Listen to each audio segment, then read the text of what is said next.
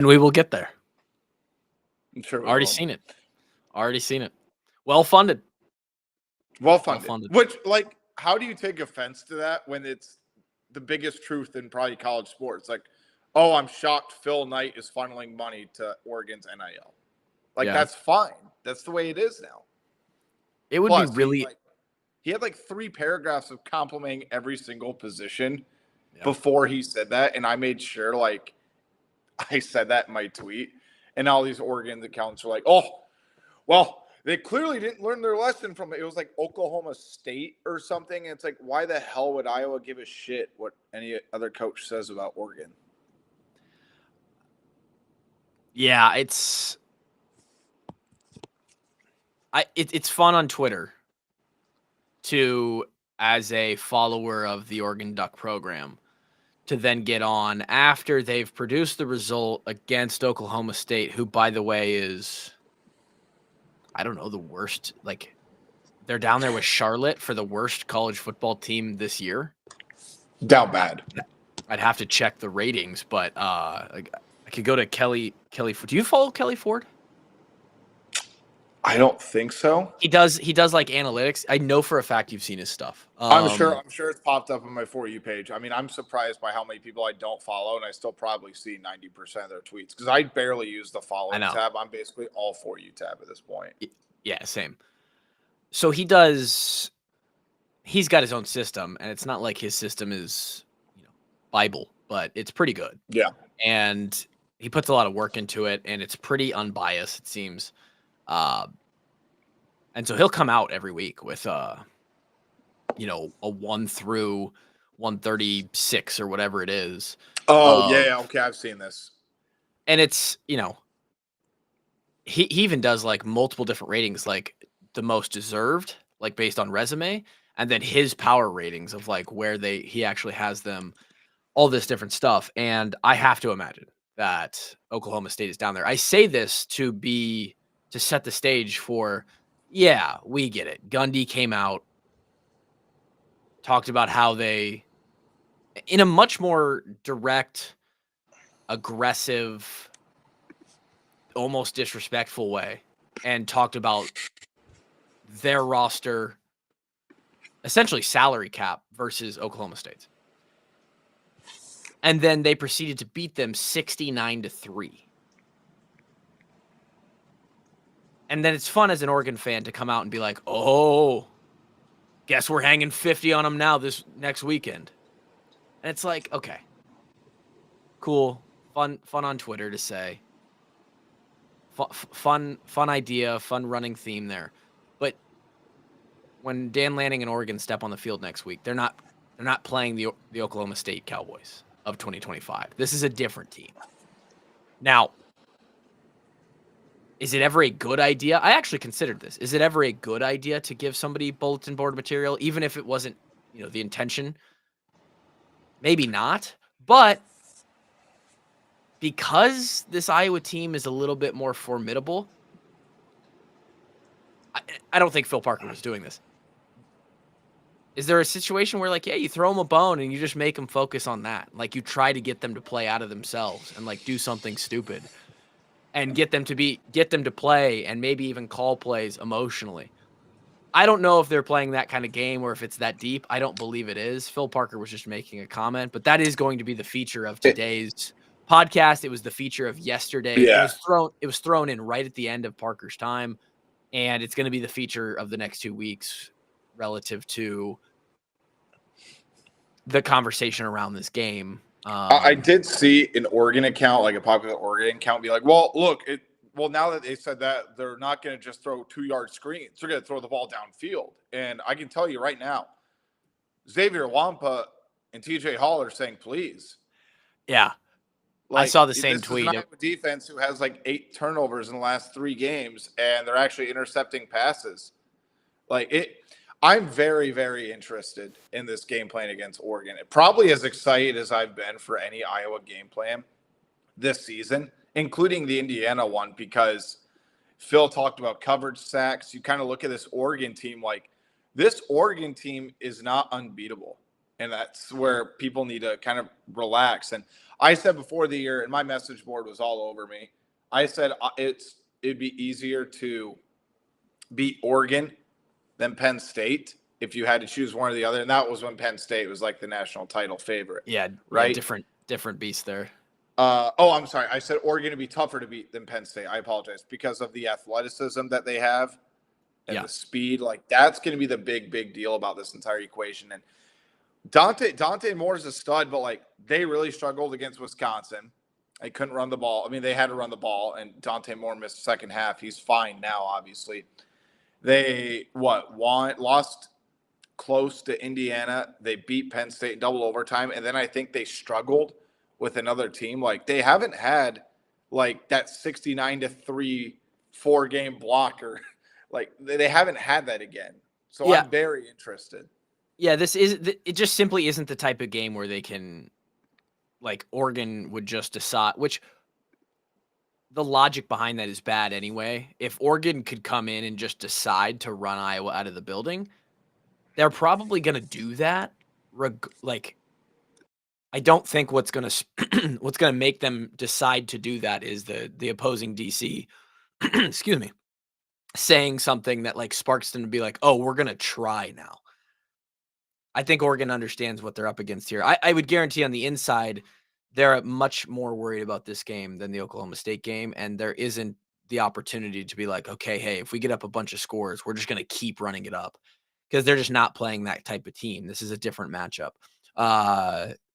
Didn't really do the intro to this podcast, but welcome in to the KF press review, though it's a bye week. So I love KF, but personally, I like the coordinator press reviews a little bit more. They are 3 times as long, and occasionally you get some juicy stuff. We had a great one last year. The first one of this season wasn't that great, and it maybe because we were coming off the loss to Indiana and the vibe was just a little bit down.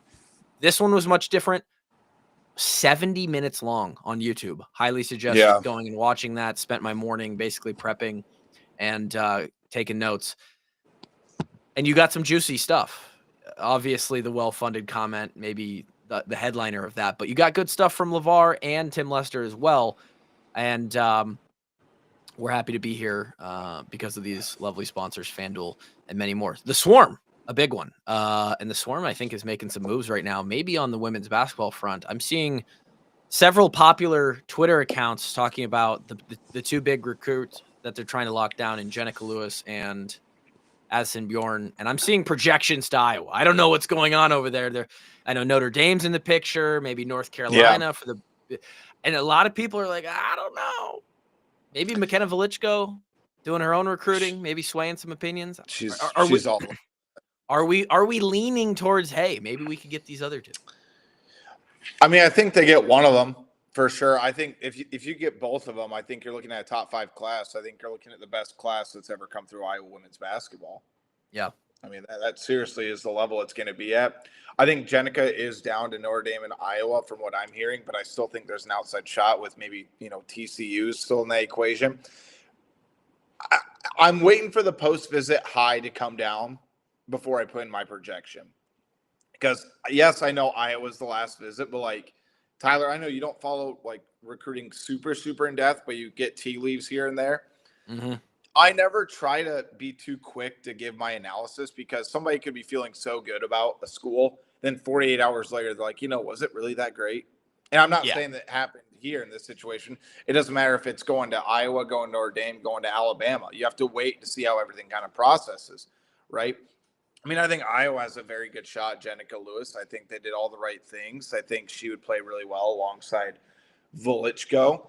And Velichko's been very unapologetically recruiting Bjorn on social media. And, she's probably in her ear as well right now.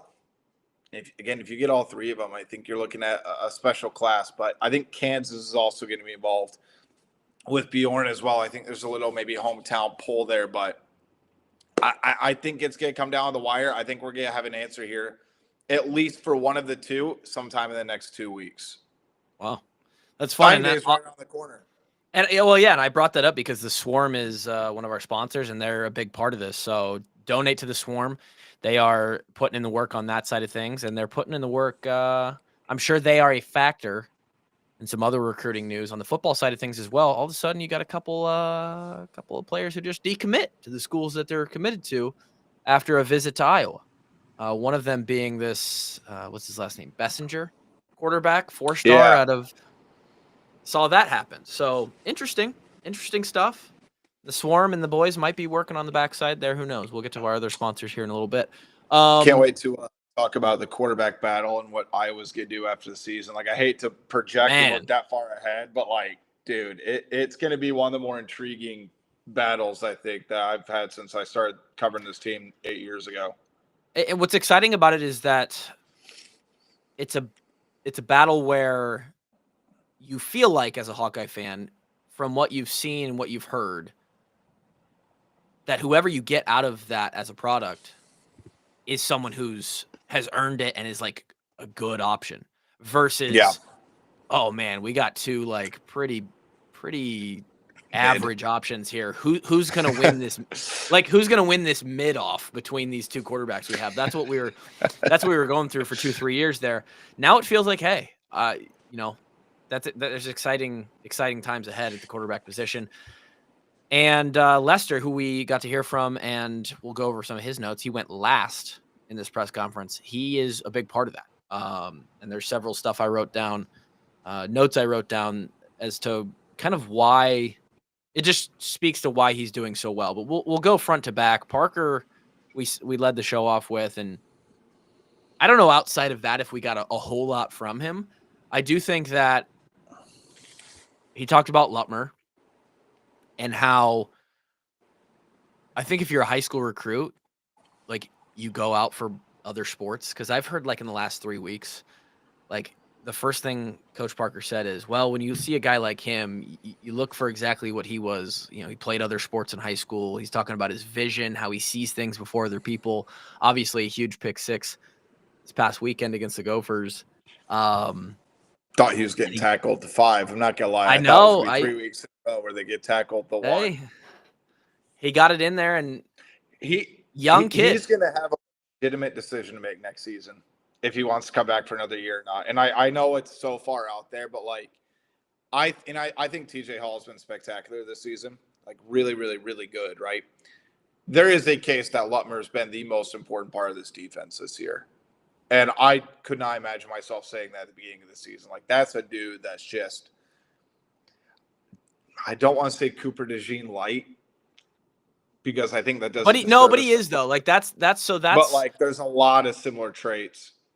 I said that on our recap podcast the other day, relative to like the way he returned that ball, the way he kind of moves, just the way he looks in the jersey a little bit. And then I heard somebody else say that. And then I heard a couple other in your ecosystem of the reporters say, like, he's maybe it was Doc or somebody called him Coop Light or Lysico. And I think it was Doc, yeah. I think the reason everybody's thinking that is just because it's true. He's not Cooper DeJean. Maybe he will be next year. I don't know. But he's playing really, really well. He's extremely versatile. And he has that instinct, and just sort of everything seems slower to him, which makes him look like he's playing fast and just ahead of everybody. It's a Coop Light. It's Coop Light. It's your new beer. Catch a 30 rack, a Coop Light outside of Kinnick today. And somebody tell Big Grove, get on that. Yeah, get Big Grove Brewery. Shout out to Big Grove. They could add Coop Light to the menu. I don't know where that would fall in their range and spectrum of beers over there. They have a ton of them. Great work in there by David Eickholt. Always good. The connection between Eickholt and Big Grove is a big one. It's an easy one. They're nice, dude. It's a great place. Easy Eddie Citrus Surfer, official watch party location of the Hawkeyes and official craft beer of the Hawkeyes. You could add a Coop Light and you'd probably sell a fucking million of them. Big Grove. So there's your marketing idea. Although does Lutmer get the NIL from that because he's actually the Coop Light? I don't know who gets the money. I think you get split. You get split between the Swarm. Yeah. And Light. And that'd be fun. Everybody just drinking Coop Lights outside Kinnick Stadium. But he is like, and it's you play multiple sports. You come in. He's a young guy, and he's just like he's ascended. And And then we got to hear, this is a crossover to what LeVar was saying, but like he's talking about Lutmer as a potential replacement for Weechin after Weechin leaves at the return. I love the idea. Yeah, and we'll get to what Coach LeVar Woods said about what you need at that position as far as intangibles and sort of skill set. But Lutmer displays a lot of that. He's out there and he's comfortable. He's got a lot of experience now. He feels good on the field. He's got that sense of just football IQ, and fearlessness is the other big one that Coach Woods mentioned. And who knows? But he looks pretty fearless out there playing defense. Playing defense for the Hawkeyes is generally a spot that results in a bunch of dudes who run around and fly and, frankly, are just a little bit they don't have a lot of care for what happens to their body. I mean, they are just it's violent. I think Coach Parker said violent, and he said violent about 3 different times. Yeah, which I don't think has been a big word that he really has told us in the media. I'm sure he's preached that in his room. He's talked about playing violent, but like in the same answer to do it 3 times, I was like, okay, they're really emphasizing some of these hits. But I mean, you look at the safeties and some of the way they've hit players this year. I don't think they have that big hit linebacker like they've had in previous years, but like. Xavier Wampa, they have Wampa and Cohen. I do not want to be hit by. Yeah, dude, Cohen and Xavier and Wampa are like, both of those guys are guys you don't want coming downhill and like making contact with you. And we haven't always had that at the safety position. Like we've had really good safeties. Kerner laid the boom a little bit. Back towards my time, we had Hook. Hook would lower his shoulder. Gino Wampa's the hardest hitting safety in an Iowa uniform since Bob Sanders. More than Gervais. On a consistent basis, though. That's the thing. It's like once a game, you're just like, I'm telling you, the press box goes, ooh, like collectively. Jordan Lomax was close. He was up there. Yeah, but he didn't Lomax was a dog. Yeah, didn't have the pure talent of like across the entirety of what's needed in position. Jordan Bernstein had some. We've had some. Every safety that starts for the Hawks is a dog. Like, and they can hit you hard.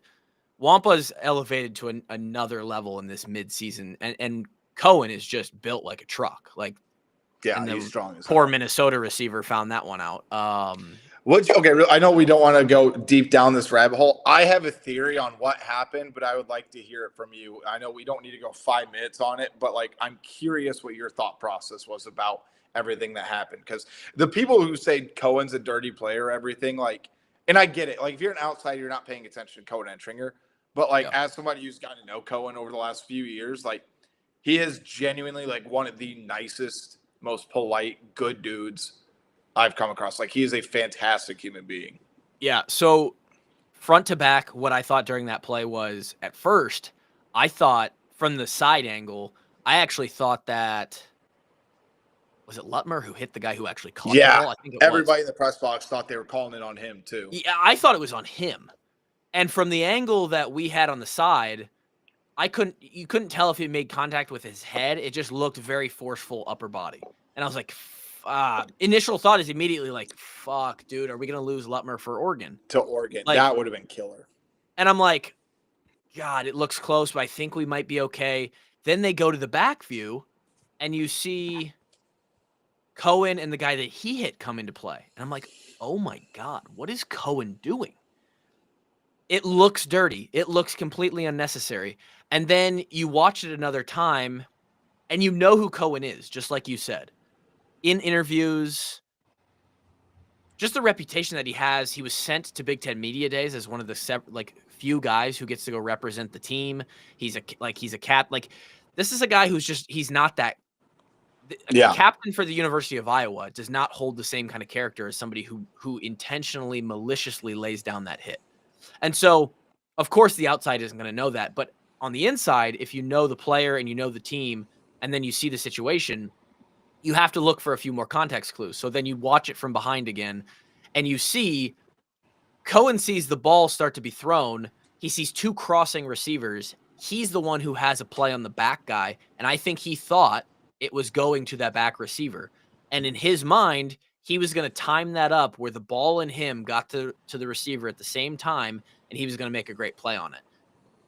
Receiver sees that it's not going to him. He kind of lays up a little bit, which brings him higher. It makes the contact look worse, and the ball doesn't get there, and it looks completely like just uncalled for on the replay. But I believe he was actually trying to make a play on a ball that he thought was going to that guy. That's my assessment of it. I could be wrong. That's exactly what my thought process was too. Like Cohen saw the ball in the air, and based on the way it looked, I thought it was going to that receiver at first. That's the other part of it. So again, I think, and the other part is you always talk about like a bang bang play. Like how do you pass break up those passes when there's already two hands on the football? Right. You got to lay the wood, right? And that's exactly what Cohen did. He had a big hit on him, and the receiver probably would have dropped the ball. But again, like you said, the receiver let up a little bit. So it probably hurt more than it would have originally too. So like, again, I don't want to make it sound like I'm saying excuses, but it was like a really unfortunate set of circumstances. With that being said, no, it wasn't targeting. But two, I 100% agree that they had to throw a penalty on that.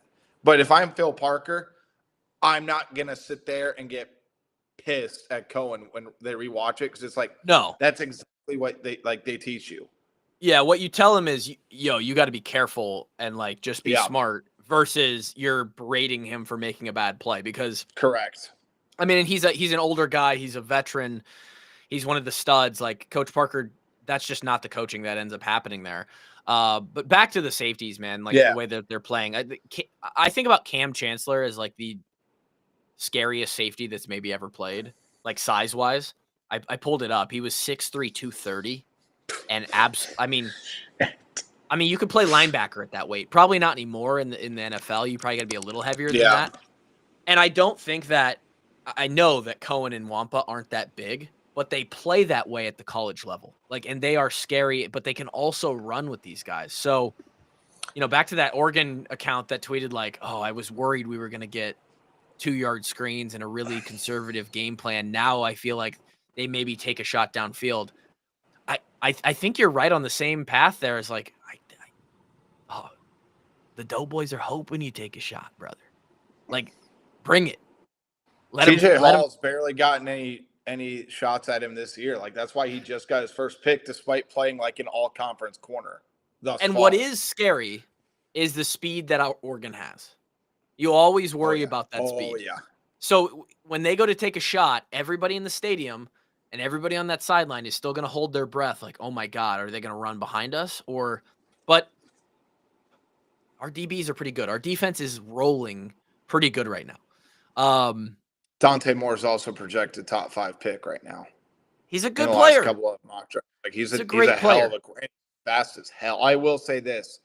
He does not protect himself when he runs the football at all. Like if you watch him, it seems like he just gets crunched every single time. Like I hope at least Mark knows how to protect himself, even though to quote Tim Lester, he runs like a fullback. Well, which I when you run like a fullback and you're built like a fullback, you kind of have a natural built-in protection. It is crazy because at the beginning of the year we were all so worried about, and Mark did deal with a little bit of the injury, which wasn't even necessarily like from him taking a huge hit. It was from a weird landing. But yeah, he's continued to run the ball and be a part of the run game. And like, it really is. Is anybody at this point really worried about Mark getting hurt in the run game? I don't think anybody is like they were earlier in the season. So that's I don't think you can play like that. The other side. Well, no, you can't. And the other thing is, I want to bring this up really quick so I don't forget. I was a little bit surprised Tim Lester said like, oh yeah, during the Wisconsin game, like all the players are riding for him. Like Mark was gutting it out. And I'm like, okay, so now they admit he was more hurt than we let on. Like we sat here, but they always do, Yeah, and no, I'm not criticizing them at all. I was still surprised they said it so quickly soon after. But that also tells me they're confident that Mark is close to 100%. He's better now, yeah. And the other thing is, again, I'm not sitting here patting myself on the back. That's not what I'm trying to do. But like everybody was worried about Mark's throwing, and again, I understand he hasn't been perfect this year, but Tim also talked about how Mark was wearing a front knee brace now. Yeah. and how that really messed with his throwing mechanics. And he said, like, yep, now he's really starting to understand it, and he's playing through it. He knows how to throw the football with it. And I'm like, okay, now some of those misses that we were criticizing against Penn State, and maybe another game or two, now everything's starting to really make sense. And I want to come back to that because I think Lester's providing a lot of value where Brian just simply couldn't as the OC/quarterback coach. We'll finish up with some of what Parker said outside of the well-funded comment, which there isn't a lot of juice behind it other than just the spiciness off the tongue. If that makes sense. We talked about more questions about Buffington, more questions about the trio of linebackers, Buffington, Weiskopf, and Reese. You can tell they love him. They are going, dude. Oh, they're going to be absolute menaces. They are in line to replace and sort of be what Campbell and Benson were, what Higgins and Jackson were. All signs point to those three being at the very, very similar level. It's hard to say that you're going to get All-Americans, but damn, you might. I think they're on that path. You know what I loved that Phil said also? He literally has said angry. Yes. He said sometimes we got to calm him down. I'm like, this makes sense because remember, like a month or so ago, we were talking about Preston Reeves, and I'm like, he's got some anger, like meathead Brian Cushing vibes to him. And now they're like, oh, yeah, we got to take him aside and calm him down. And I'm like, by the way, talk about like players built like freaks. Buffington's built like a Mack truck. Like he's going to be on the athletics freak list next year. And he can run. Yeah, they can all run. He's a monster. They can all run and they can all they're all physically built. And yeah, like Coach Parker's literally telling the media, yeah, we have to tell these guys to back off in practice. That's insane. That's fucking insane, man. It's so sick to have guys. They're your teammates. Like other great stuff that Parker said was somebody asked him about blitz rate and pressure and going up against Indiana and like high risk, high reward. And Parker's first statement to answer that question was, if you just want me to call Dan and let him know, I'll call him. Very funny comment there about pressure. He said it kind of just depends on what's happening in the game. He also talked a lot about it's not always about the blitz or the pressure. It's about who you're sending on it and how they have developed a feel for that game that day or that game plan or against a certain matchup that they have. So it's not always just about the blitz. It's about the blitzer. He made a little callback to Norm Parker on that one. And I know that was really good insight. It sounds so basic, but so profound once you actually hear it. Because that's why they won't blitz certain people. Like Nick Jackson never had a lot of sacks, but like Nick Jackson was tremendous when when Parker utilized him, especially that last year, to hit between the gaps and really pressure opposing quarterbacks. Like Nick really ended up being a really good blitzing linebacker, and that's why you always kept Jay Higgins in space though too. Because he knew right where the player was going, and he'd be able to make tackles. Yeah. He also said that if it were up to him, he'd have no bye weeks. Funniest shit I've ever heard. Probably because he's like, I like routine, and if it was up to me, we'd have no bye weeks. And I was like, wow. Yeah, your players would fucking love that, Phil. Another funny comment about Oregon pushing the pace, talking about Minnesota didn't really go up tempo. They didn't really make the defense kind of get on their heels or make them work as far as a pace of play thing. And that Oregon probably will do that going up against a higher powered offense, an offense that scores a lot, gets a lot of yards. He pulled this out. He said, I wouldn't want you guys to drive around Chicago or Detroit at 3 or 4 in the morning. Oh my God. And I think he was referencing gang violence. And that's the funniest shit. That's actually the funniest shit I've ever heard. I don't want to say that that's 100% accurate, but I won't lie. That's exactly where my mind went. He's like, I wouldn't want you guys, basically as a analogy to, you got to keep your head on a swivel and be aware of what's happening. And his analogy to the Oregon offense bringing up tempo and a bunch of, strong passing attack to the Iowa defense, he basically said, it's the same thing. I wouldn't want you guys driving around. It's either that or like right when you enter Chicago and Detroit, like that crazy ass expressway where you have to go like 20 to 25 over. Well, and I think a lot of people thought he was talking about traffic, but then he said Chicago or Detroit, and I immediately went to, no, he's talking about getting fucking murdered in Chicago or Detroit. So that's the best thing I'm not touching that one of the 100. I am saying That's that. That you. is what Coach Parker was saying. A man who spent a lot of time in Detroit and Chicago recruiting and otherwise.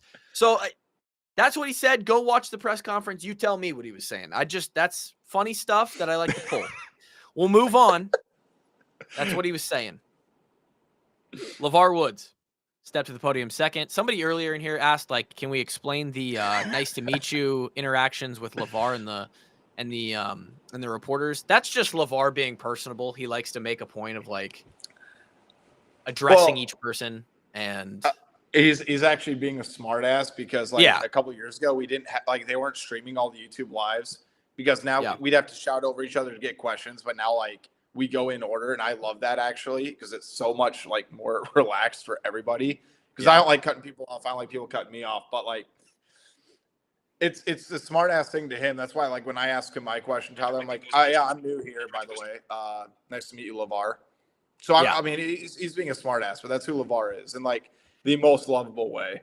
In a lovable, connecting way with him and the media to make it feel a little less, dry. Yeah. So a lot of his questions obviously were about Weechin.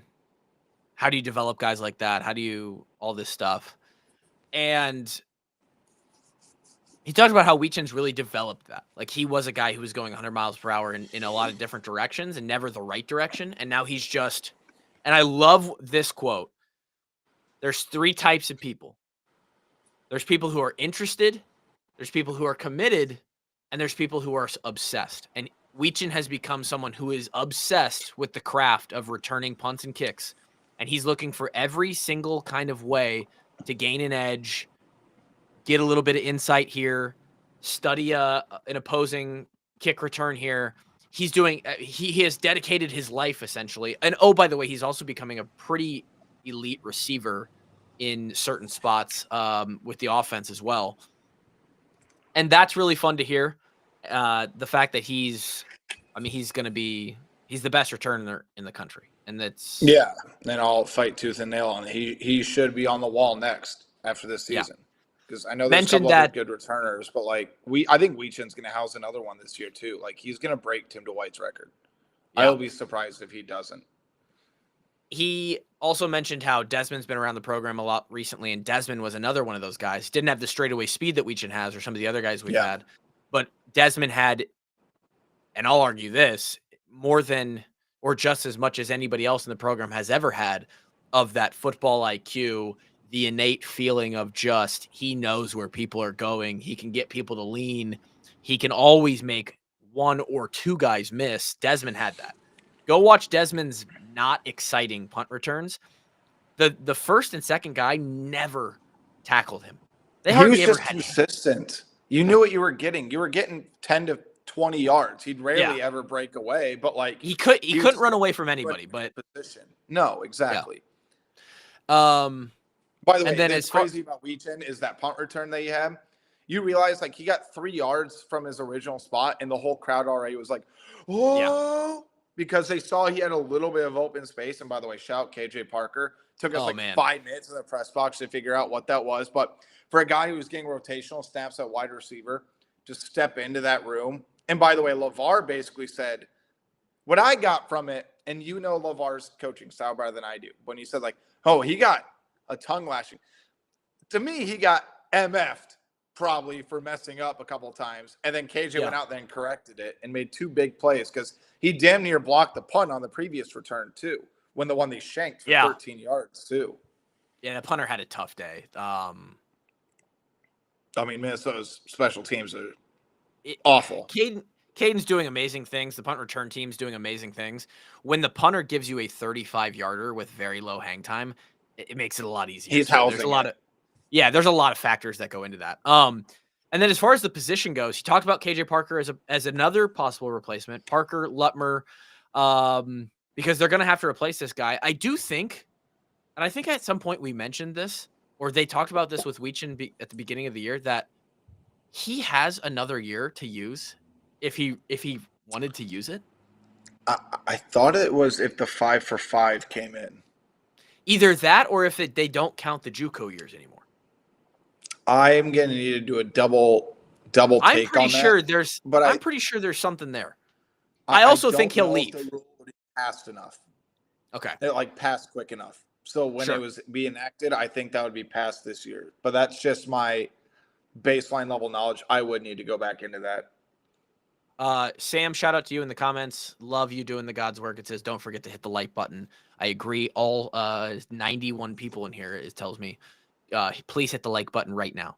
It takes nothing out of you, and it does a lot for the boys over here on the Numby side to get us out in front of more eyes. We love you. We appreciate you. And further than that, hit the subscribe button. Then he mentions a name. I always like to listen for the names, right? Jackson Nave. I'm just saying. Yeah. No name guy. First time we've ever heard about this kid. Also went to Iowa Western. Has now been in the program for a year or so. Just something to think about. I have nothing to talk about him right now. But if a coach says a guy's name, back burner. You might hear it later on. We'll just clip this at some point in the future. We'll come back to this day, October 29th, 2025, and we'll just keep a pin in that. And then he talks about, there were some good questions about how do you develop these teams? How do you get the core guys, not just Weechin, who can make the play, but how do you get the guys to block for him? How do you develop an 11 core unit to like be this good at opening up lanes and getting, and he talks about some drills that are very near and dear to my heart. Drills that I never did good at, but I did get to participate in. Avoid zone and combat zone are drills where you essentially just take 4 cones and put them on the field. He talked about this 5x5 box, and that is essentially what it is. You put, cones 5 yards away, and then you walk it out and make a square 5x5. 2 players start about 10 yards away, and they're 10 yards apart, and they both run. And it just looks like a singular matchup of a kickoff return, and you practice it 1 rep at a time, 1 pair at a time in practice.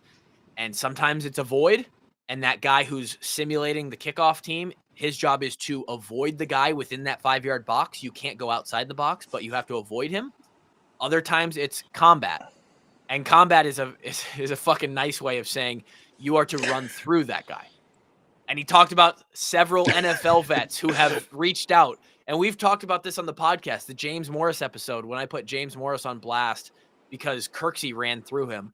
And I think Morris cleared that up, and it wasn't, Kirksey ran through somebody.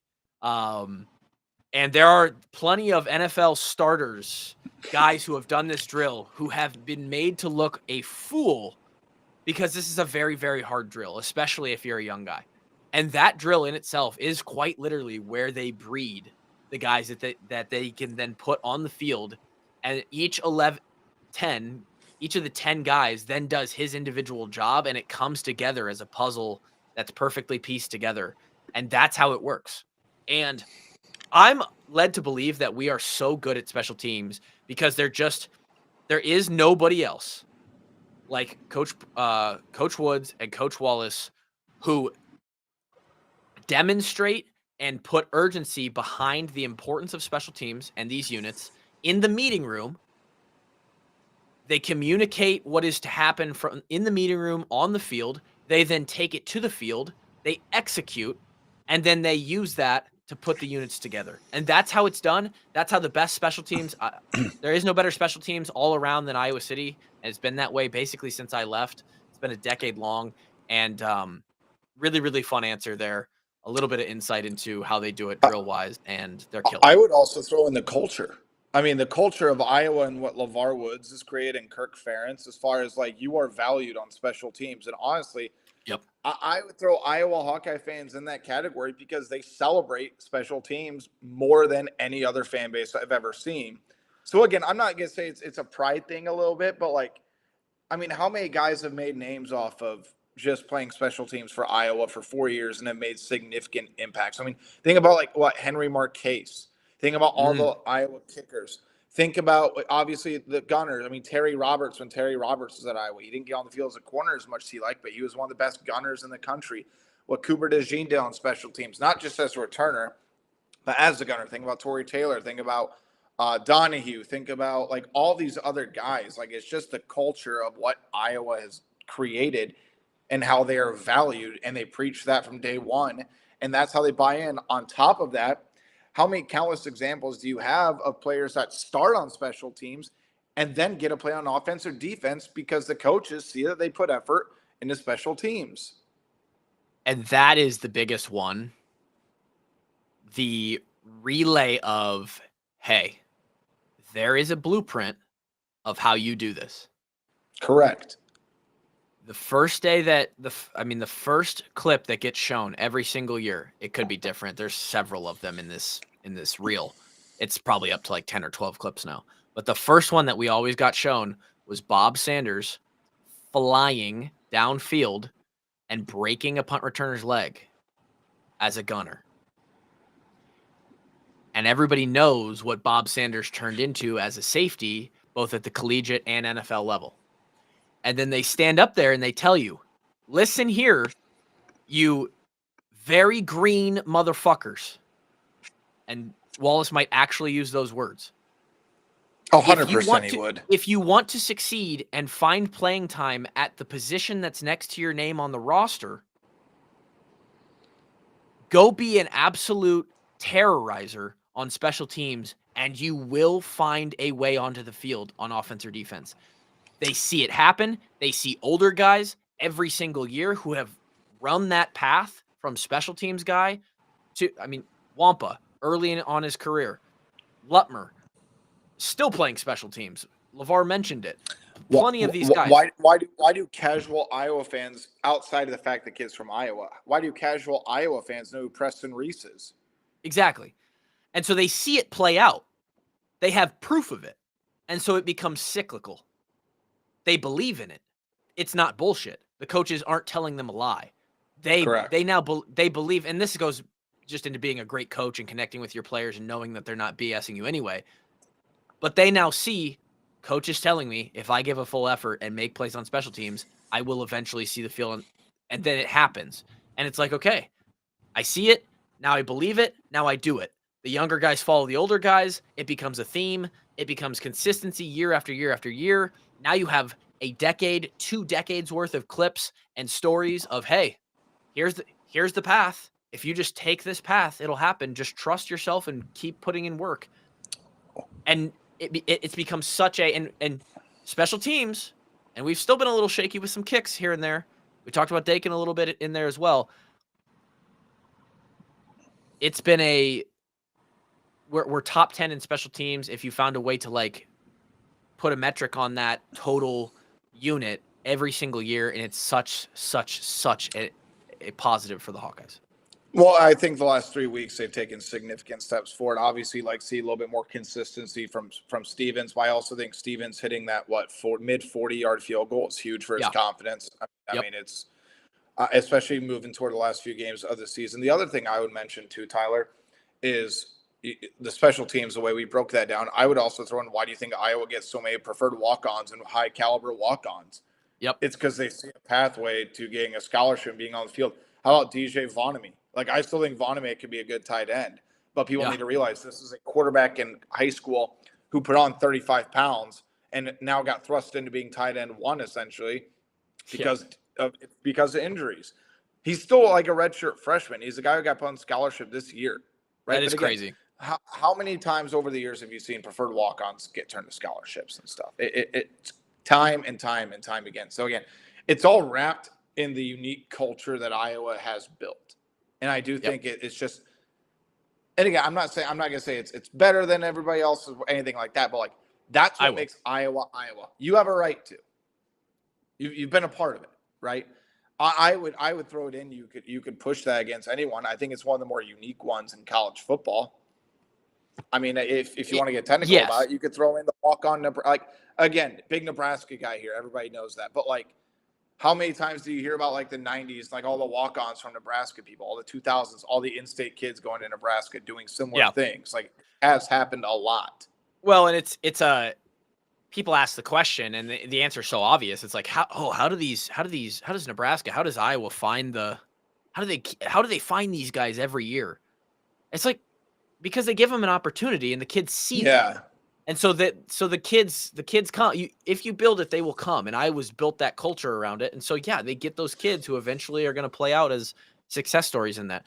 Correct. Speaking of success stories, and just a great segue into a couple of sponsors to finish out that for the podcast. If you want a delicious meal in the Iowa City area, potentially on a Friday night or a big Saturday against Oregon in a couple weeks, we'll have there's still one more home game left after that too. Michigan State comes after USC, I believe. So a couple home games left on the schedule here, 2 out of 4. There's going to be plenty of opportunities for you to get Gray's Gourmet to go or Hamburg Inn #2 in Iowa City. Now, everybody, literally just last night, I'm sitting there, it's like afternoon, and everybody goes through this like, oh my God, what are we going to do for dinner tonight? And when you have kids, it's even worse. You're like, what are we going to feed them? What have we eaten this week?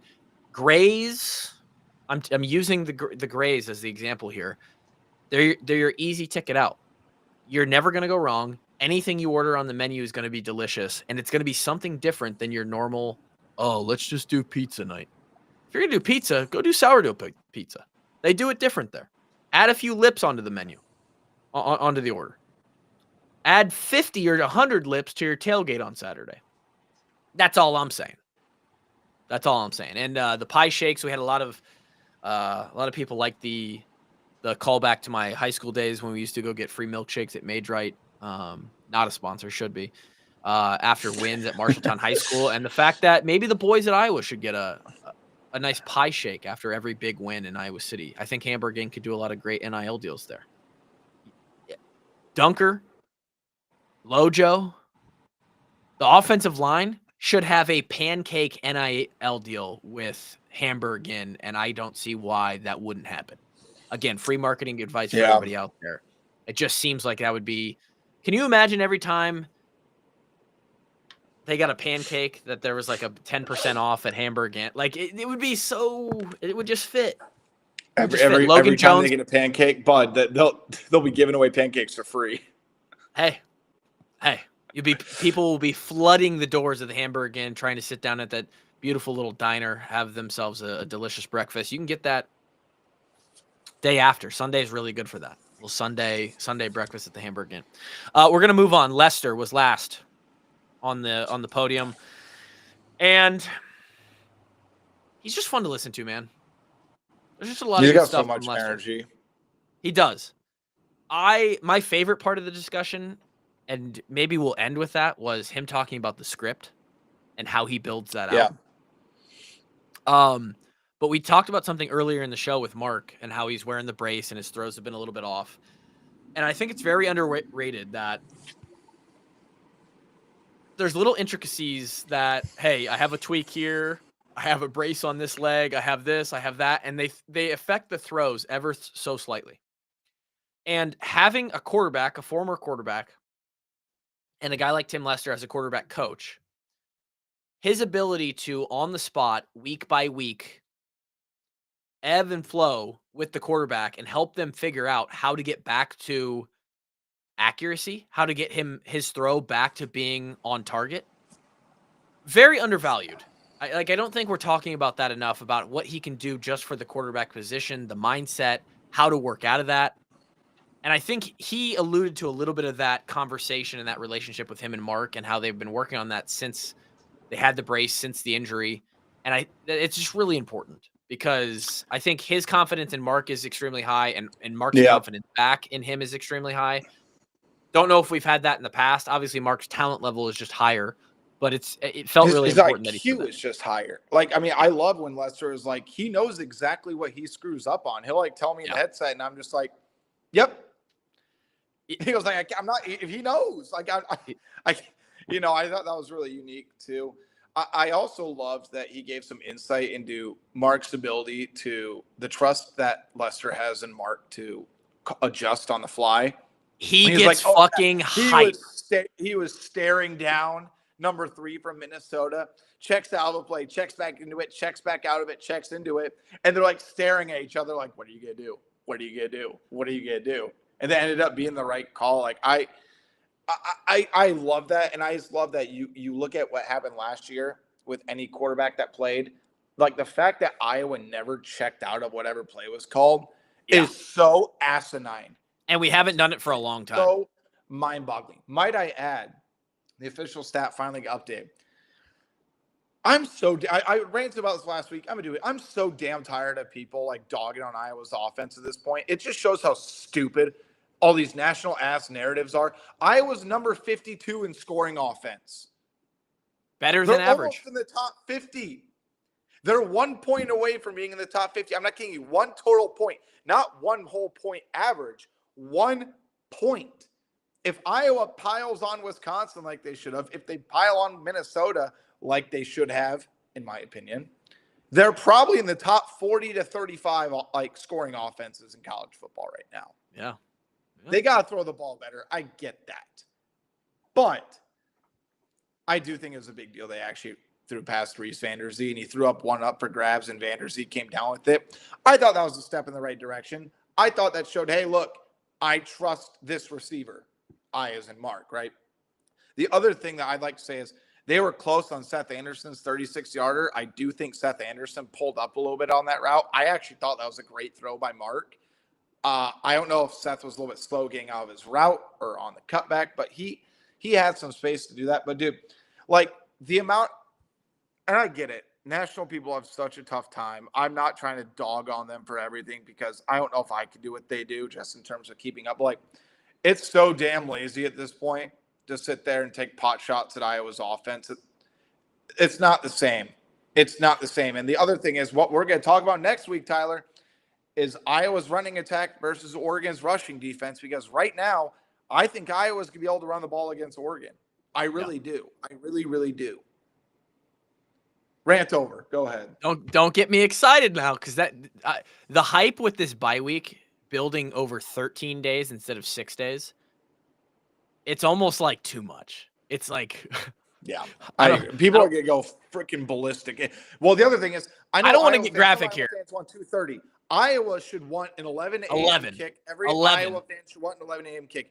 Do you want Oregon getting up and playing football at 9 a.m. local time? If it's cold, imagine this. A little bit of snow starts falling. I don't think it's Oregon plays at 9 a.m. And Tim Lester says, you know what? 3 tight ends. Yeah, we're going to pound it down their ass. Welcome to Big Ten football. Oh, fuck. Is that Nate Stanley's music? It's 4 quarterback sneaks in a row. A couple notes. Back to Mark's ability to change plays. Nothing left on it other than my note was Lester gets fucking hype for Mark being able to check in and out of plays. If you go and watch that press conference, he lit up with energy, and like a fucking shining light came down out of the ceiling on him with the energy he was talking about. Having a quarterback that can and is smart enough to change in and out of plays, he's giddy up in the press box. Anyway. Oh, yeah. Well, the other thing is, by the way, did I ever tell you that shout out Iowa football for this, by the way? They gave a few media members like an all day. Yeah, you did say that. Yep. What they do. Like that was Lester for 45 minutes when he was breaking down film with us. Yeah. And it was probably 45 of my most fun minutes I've ever had as an Iowa beat report. By the way, Phil Parker's a maniac, and I love it. Like, Phil Parker got me and Tyler Tashman from the Register up, and he was showing how you, like, hit somebody at the line of scrimmage, how you press, like, an opposing wide receiver.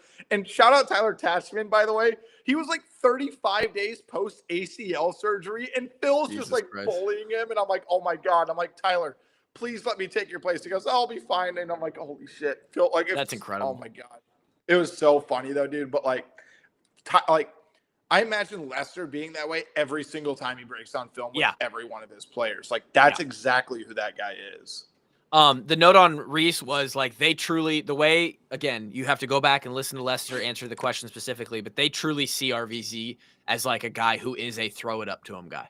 Like he talked about how it is nice. Like we can throw it up and he can go get it and use his hands, use his body positioning. 3 more things on Leicester. The run scheme implementation when Leicester came in, this was really underrated in his answer too. And this also speaks to, this is just a personal vendetta I have against dumbasses who think KF is calling the plays. Go listen to Leicester talk about how he had to teach every single coach in that room how to implement the run scheme that they use at Iowa right now. Go listen to him talk about how he had to do the entire install to every position group. He had to teach Coach Ferentz. Ferentz isn't calling the plays if he doesn't fucking know the scheme. And it's Leicester's scheme. And then after spring ball, he took them all up to Green Bay because all the coaches had more questions. So he took them to the NFL level, which is where he got it from, to learn more about this scheme. That closes the book on, and I understand people are going to come back with, well, Ferentz is, in general is telling him to be a little less aggressive here. He's not. Shut up. Go to bed. That's it. Yes, I'm not gonna lie. I mean, that was my big question when they hired Lester, right? Like, how much is Ferentz going to give him the reins? I'm of the belief that Tim Lester has 90 to 95% control of this offense. Yeah, and that's exactly what it should be. Like, Ferentz needs to have the final call. Like, that's why he's the head coach. I get that. If there's a big situations, but this is Lester's offense, and again, we could go down the path of like, this is not the way they want to throw the ball, but there's just factors right now. And the one thing I was kind of not upset, but like I wish I was able to ask, but so many people want to ask questions. Respect that totally get. I wish I wanted to ask about the tight end involvement and the lack of involvement and what's going on behind the scenes, because that has to change. And I want to add something because I think that's a product of not having our I think losing Estrenga really hurt. And I want to say this too. This is completely unrelated, but it's going to get you more hype for a few days from now, next week, right? By FanDuel, the line is out for Oregon at Iowa. Oh no! You want to take a guess of what it is? Well, the general consensus between me and G-Bone was like it would be somewhere around 6 or 7 points. 6.5 Oregon. Over under is only 42.5, which I thought that would be higher. Oregon's offense is ridiculous. Okay. I mean, they score 42 points a game. Yeah, they're probably looking at Indiana and what they did at Iowa or what they didn't do, and that's exactly why the over-under is so low. Because Indiana has been putting belt to ass against anybody else that's in their path, right? But yeah, so it's 6.5 right now. I thought it was going to be somewhere between 5.5, 6, and that makes a lot of sense for me. Anyway, you can go back to Lester. It's a good line. I just wanted to throw that out there. It's a good line. 2 other notes that we could probably expand on, but I won't. They talked a lot about how big Ruggiero and some other guy named Billy have been in adding to the game planning. He was really excited. He was really excited about that going into the season, and he said like having them 3 days ahead has been crazy good for their game planning and starting each week on day 1. And then also their game planning today, by the way, probably this very moment. Yes. And he also talked about he basically didn't have words for how important it is that Logan Jones is so good at what he does, not just after the ball is snapped, but before the ball is snapped. He basically sets the front, sets the offense onto what the defense is presenting, and Mark kind of audibles off of that or helps after Logan Jones sets the stuff. So he's going to be hard to replace. Like that's going to be an underrated conversation in this offseason as well when we don't have him anymore. Last thing I'll say is he was asked about the script. And basically I just want to relay it to the listeners of like what that looks like. Lester said that at any time he has a script, everybody has a script. They are all first and second down plays for when you have, your normal downs, 1st and 10, 2nd and 8, 2nd and 4. These are the plays that he comes with that he thinks are going to work the best. He, at any point, has had from 11 of those plays on a script out to 18. It's usually somewhere in between, like 15, which is what he thinks he had basically for the Minnesota game. Again, all 1st and 2nd down calls. When they get to 3rd down, that's a different play spot on the play sheet. If it gets down to the 25-yard line, the red zone, that's a different box on the play sheet. And the way he builds those is sort of fascinating. In those 11 to 12 to 18 plays, is he's trying to they're basically identifying what the defense is giving them. He said a lot of times they're trying to identify if they have an unbalanced check. If Iowa comes out in an unbalanced set, they're watching the defense to see what their check is versus an unbalanced front. They're trying to get in those first few plays they're trying to move the box. They're trying to move the quarterback and get the D line going side to side so they can start to get them tired. It's this like long game play, sort of the long philosophical stuff that they're trying to do immediately out of the gate on offense. They're trying to get a feel for how they're going to fit the run on certain plays. And dictate to the opposing team like, hey, here's how it's going to work this game. Here's what we're doing. And they're trying to see how they're going to match up against like 11 personnel or 12 personnel, what the alignments are going to be. It's like the chess, and obviously it's a chess thing. They're playing chess. But to hear it and the way it's described and the way that he's conceptualizing it in his head and then how he attacks that was so fascinating. And again, nothing against Brian, but that's not something we ever got out of Brian. Talking about the way he approached it. And again, not to say that that's not how he did it, but to hear how Tim Lester is doing it and then seeing it happen on the field, really, really fun stuff. I agree with you. And the other thing that stands out about Tim Lester, and this is just what I prefer as a reporter, and I think even fans prefer, Tyler, he's so honest and he's so transparent about his thought process when he answers questions to the media. Like, he's just so direct. In ways, it's kind of like Ben McCollum. Because when we've dissected Ben McCollum, I think you and I both said it. We're like, he just has a great self-awareness, like a public self-awareness. You can have self-awareness and act neglectful on air, but I also think when you're transparent in ways, people are more likely to give you grace because you're telling them that you understand the problem. Yeah. Right? It's like when you talk about Lester and like somebody asked him how far along can the pass game get, he goes, that's a great question. I don't know what to tell you. We've had people go in and out of the lineup. Mark's been dinged up. He said that was a big reason it hasn't continued to progress the way they've wanted. And I understand that too. And I think next year, especially the first couple of games, it's probably going to be a little bit rough because you got to keep in mind, Iowa's got 4 senior receivers on this roster. Yeah. Reese Vanderzee, if he stays healthy, I think he'll play a big part. If Dayton Howard stays healthy, I think he could play a big part. I was going to say those two are huge to have. Yeah. And then I think you'll have to find somebody else to take over in the slot. But Lester talked about KJ Parker and how he's a dynamic guy. They still want to continue to get the ball. I think right now it's just about consistency for him. But I'd also throw in this when it comes to KJ Parker. One thing that I thought was interesting about LeVar Woods and his breakdown is because I asked him about the fearlessness. Like, how do you develop these guys? Can you instill that or do you innately have it? And he talked about there's guys that can do it in practice.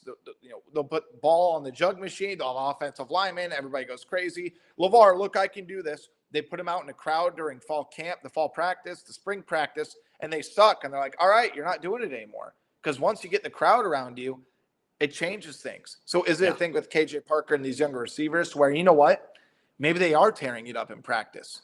Maybe they are that dynamic. And look, KJ scored this year, and I think you can see some of the tools that he brings to the table, right? But it does it really matter if you can't translate it when the public can see you and when it really matters? Like, it's the same logic as if a tree falls in the forest and no one's around, does it make a sound?